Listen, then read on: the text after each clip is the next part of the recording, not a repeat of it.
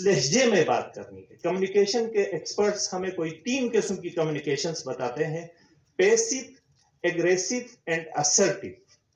Assertive को ज्यादा अहम समझा जाता है। एग्रेसिव कम्युनिकेशन भी गलत है, पैसिव कम्युनिकेशन भी गलत है, तो हम इसके अंदर मार खा रहे हैं। फिर एक और लाइफ स्किल है, बहुत इंपॉर्टेंट है, प्रॉब्लम सॉल्विंग स्किल, कि मसाइल को कैसे हल करना है। जिंदगी मसाइल का मजमुआ है, इस मसले को आप उठा के इधर रख दें, दूसरा मसला आ जाएगा, दूसरे को उठाकर इधर रखते हैं, तीसरा आएगा। तो बच्चों को दुनिया भर के अंदर प्रॉब्लम सॉल्विंग स्किल बताई जाती है कि आपकी जिंदगी में मसले आए तो उनका हल कैसे निकालना। उसके बाद एक और स्किल है जिसको हम कॉन्फ्लिक्ट रेजोल्यूशन स्किल कहते हैं। बड़े पैमाने पे जो कॉन्फ्लिक्ट्स पैदा होते हैं उनके अंदर एज अ यूथ हमारा क्या रोल हो सकता है, हमें कैसे रिएक्ट करना चाहिए, कैसे उसको रिजोल्व करना चाहिए। फिर और लाइफ स्किल्स हैं, आप फिरिस्त बनाए, स्ट्रेस मैनेजमेंट, आपका दिमाग अगर स्ट्रेस नहीं चला गया है तो उसको कैसे मैनेज करना है। और उसके अलावा तबील फिरिस्त है, इवन टीम वर्क कैसे करना है, ये भी एक स्किल है। फूड, हमारे यहां न्यूट्रिशन बहुत अहम लाइफ स्किल है कि हमें अपनी जिंदगी के रोजमर्रा जिंदगी के अंदर फूड को कैसे हमने लेना है, टेक करना है। न्यूट्रिशन जो आजकल पढ़ाया जाता है फूड पायरेमिड के नाम से, वो नाकाफी है, प्रैक्टिकल बताया जाता है स्कूलों के अंदर दुनिया में, हमारे यहां नहीं है। सुबह चुपटी से हमारा काम शुरू होता है, फीटी से, और शाम को जाके वो शपिक पे खत्म होता है। सारा दिन हम कार्बोहाइड्रेट्स लेते हैं, बाकी कोई और चीज बीच में नहीं आती जो कि बुनियादी जरूरत होती है। अभी भी डॉक्टर साहब से हम ये बात कर रहे थे कि विटामिन डी की बहुत डिफिशियंसी है गिलगित बाल्टिस्तान के अंदर। उसके अलावा और बहुत सारी चीजें हैं लाइफ स्किल्स के अंदर। आप आ जाएंगे तो ट्रैफिक रूल से लेकर हर चीजें ये लाइफ स्किल्स हैं, जिंदगी के रोजमर्रा के मसाइल जिनसे आपका वास्ता पड़ता है और जिनको आपने दुरुस्त अंदाज में लेके चलना है, ये हमारी एजुकेशन का हिस्सा नहीं है। इसीलिए हमारा बच्चा IQ उसका बहुत अच्छा होगा, EQ में वो मार खा रहा होगा, इमोशनल क्वोशंट जिसको कहा जाता है, सोशल क्वोशंट में वो मार खा रहा होगा, क्योंकि हमने सोशल क्वोशंट की तरफ नहीं देखा। 4 Qs है साइकोलॉजी में, डॉक्टर साहब बता सकते, उससे अलावा भी क्वोशंट्स हो।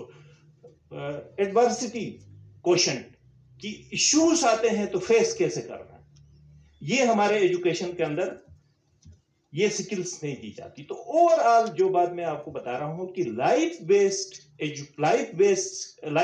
स्किल बेस्ड एजुकेशन हमारे यहां नहीं है।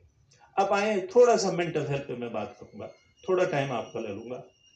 मेंटल हेल्थ के हवाले से WHO ये कहता है कि आपके पाकिस्तान में हर तीसरे से चौथे फर्द को मेंटल हेल्थ केयर सर्विसेज की जरूरत है।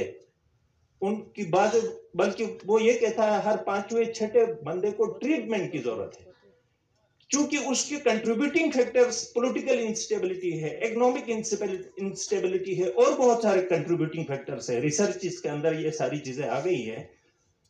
और इनकी हमारे यहाँ मेंटल हेल्थ केयर फैसिलिटी की हालत पाकिस्तान में आप देखें कि सिर्फ 3 वेल इक्विप्ड या आप कहें वेल फर्निश्ड जो 3 हॉस्पिटल्स हैं, साइकेट्रिक हॉस्पिटल्स पब्लिक सेक्टर के पाकिस्तान के अंदर। और WHO ये कहता है कि मुल्क के अंदर माहिरीन ज़हनी अमराज जो हैं साइकेट्रिस्ट, उनकी तादाद सिर्फ 400 या 450 या अभी 500 हुई होगी। 24 करोड़ की आबादी में 3 साइकेट्रिक हॉस्पिटल्स और 500 डॉक्टर्स। अब आप आ जाएं, इसको मैं ह्यूमन राइट्स के साथ अगर लिंक करूं, मैं जिस इदारे से ताल्लुक रखता हूं वहां एक कंप्लेंट सेल है। हमारे पास मसाइल आते हैं, हम उनको इदारों को रेफर करते हैं या हम उनको गाइड करते हैं, पैरा लीगल गाइडेंस देते हैं या काउंसलिंग करते हैं। हम कहते हैं कि इस तरह आपका मसला हल होगा। क्राइम्स, पुलिस डिपार्टमेंट के निशान साहब यहाँ बैठे हैं, क्राइम बढ़ गया है। मैं कल भी एक रिपोर्ट देख रहा था, कराची में क्राइम डबल से भी ज्यादा हो गया है। फिगर साहब उठा कर देखें। GB का मुझे एग्जैक्ट नहीं पता, लेकिन यहां भी बढ़ गया होगा, क्योंकि पिछली दफा जो चोरियों का एक सिलसिला चला था इस शहर के अंदर, ट्रांसफार्मर तक चोरी किए गए थे, तो क्राइम का रेशो बढ़ गया है। ड्रग्स का इस्तेमाल बढ़ गया है। अभी भी यहां भी पहले भी बात हो रही थी, सेल्फ मेडिकेशन बहुत ज्यादा है। हमारे पास जो केसेस आते हैं उसमें चाइल्ड एब्यूज के केसेस हैं, कार्पोरल पनिशमेंट के, सुकूनों के अंदर मार पीट के, चाइल्ड एब्यूज के, सेक्सुअल एब्यूज के, फिजिकल एब्यूज के, चाइल्ड बेगिंग के केसेस, उसके बाद gender based violence, domestic violence, violence against woman, एक तबील फिरिश्ते, सारा दिन हम ये चीजें देख रहे होते हैं। इन तमाम के पीछे हम जाके देखते हैं तो मेंटल हेल्थ कंट्रीब्यूटिंग फैक्टर है, और इसकी तरफ हम तवज्जो नहीं देते। अब सुसाइड्स की भी यहां बात आ गई। मुझे अपने जमीर साहब थे एसपी गेजर के, शामिर साहब 2022 का बता रहे थे कि गेजर में 2022 में कोई 20 या 22 सुसाइड के केसेस हुए। इन्वेस्टिगेशन जब पुलिस ने किया, शामिर साहब बहुत एक एक्टिव अच्छे ऑफिसर हैं पुलिस, उन्होंने जाती दिलचस्पी लेकर इन्वेस्टिगेशन किया तो उनके अंदर 5 मर्डर के केसेस निकले। वो सारे सुसाइड नहीं थे।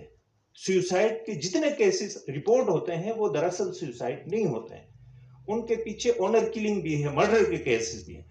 लेकिन हमारे पास जो 2 अहम चीजें चाहिए होती हैं इनको इन्वेस्टिगेट करने के लिए, वो नहीं है। एक तो फोरेंसिक लैब चाहिए, दूसरा है मेडिको लीगल एक्सपर्ट, वो यहां पे नहीं है गिलगित बाल्टिस्तान में, तो उनकी साइंटिफिक अंदाज में इन्वेस्टिगेशन नहीं होती है। चूंकि बातें बहुत ज्यादा हैं, ये इश्यूज हमारे यहाँ है। और मेंटल हेल्थ की गिलगित बाल्टिस्तान के अंदर फैसिलिटीज आप देखें, महज चंद एक पब्लिक सेक्टर की मैं बात कर रहा हूं, चंद एक साइकेट्रिस्ट इस वक्त मौजूद हैं, बाकी कोई फुल फ्लेज हमारे पास साइकेट्रिक हॉस्पिटल नहीं है। लेकिन सिर्फ हॉस्पिटल का काम नहीं है, मेंटल हेल्थ के स्टेजेस होते हैं जो कम्युनिटी लेवल पे करने की जरूरत है, वो अवेयरनेस के सेशंस, उसके साथ ले काउंसलिंग एक मॉडल है दुनिया के अंदर, दुनिया के कई ममालिक ने ये अप्लाई किया। स्कूलों के अंदर, कम्युनिटीज के अंदर ले काउंसलिंग का एक मॉडल होता है कि ग्रुप्स की शक्ल में आप एक दूसरों से, हम तो बात शेयर नहीं कर सकते, हमारी यूथ बाप से बात नहीं कर सकता, नौजवान मां से बात नहीं कर सकता, उसके तो फ्रेंड्स ही नहीं है घर में, वो किससे शेयर करे। तो ये जो बातचीत है जिसको मैं कम्युनिकेशन स्किल कह रहा था, ये बुनियादी स्किल है। माहिरीन ये कहते हैं कि एक शख्स अगर स्ट्रेस में है, आप सिर्फ कुछ भी ना करें, 5 मिनट 10 मिनट उसकी कहानी सुने तो उसका 50% बोझ हल्का हो जाता है। तो सुनने के लिए कोई यहां नहीं है, क्योंकि वो स्किल नहीं है, वो इसलिए नहीं सुनाता है, इनसिक्योर है। वो आके मुझे अपनी कहानी सुनाएगा, मैं उसके ऊपर 50 उसके सामने स्टिग्मा जो डॉक्टर बात कर रहे थे उसके अलावा 10 जगहों में जाके उसका प्रोपेगेंडा करूंगा, उसका जीना हराम हो जाएगा। तो ये स्किल हमें देना है समाज को कि हम लोगों की प्राइवेसी की बात सुने, उनको रिस्पॉन्स करें।